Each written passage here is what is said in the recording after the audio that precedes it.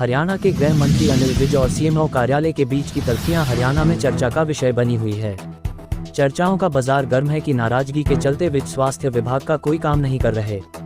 इसी चर्चाओं के चलते हरियाणा के गृह एवं स्वास्थ्य मंत्री से जब बात की गई, उन्होंने नो कमेंट कहकर सवाल को टाल दिया। लेकिन इसी बीच जब अनिल विज से ये सवाल दोहराया गया कि आजकल अखबारों में सीएमओ और आपका विवाद सुर्खियों में बना हुआ है, तो एक बार फिर सवाल को टालते हुए गृह मंत्री अनिल विज ने फिर से नो कमेंट कहकर सवाल को टाल दिया।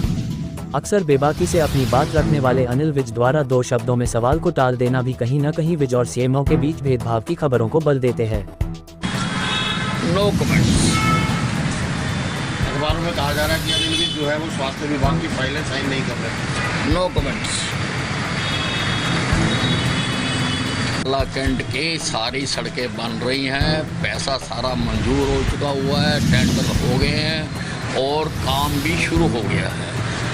भूपेंद्र हुड्डा जी तो अपने पिताश्री के लिए, उनको तो जेल की ज़रूरत है, उनके लिए जेल में कमरा बनाना जरूरी है और वो बनाया जा रहा है। देखिए ये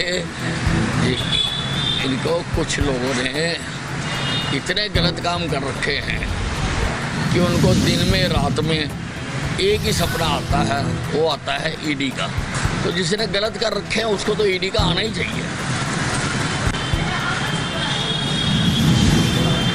अब हुड्डा साहब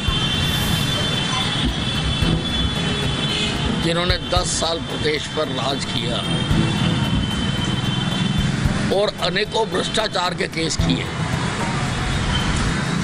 किसानों की सस्ती जमीनें लेकर बिल्डर्स को दी और कई काम किया और उन पर केस भी चल रहे हैं और उन केसों के कारण इनका जेल जाना भी तय है।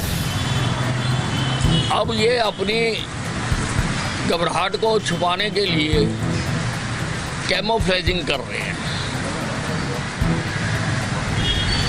और इस प्रकार के बयान दे रहे हैं। नहीं, ये ऐसा है कि ये जब से वजूद में आए हैं, इन्होंने किसी भी जो संवैधानिक संस्थाएं हैं उनको माना नहीं है और हमेशा उनका विरोध किया है। उसी प्रकार से अब ये ईडी का विरोध कर रहे हैं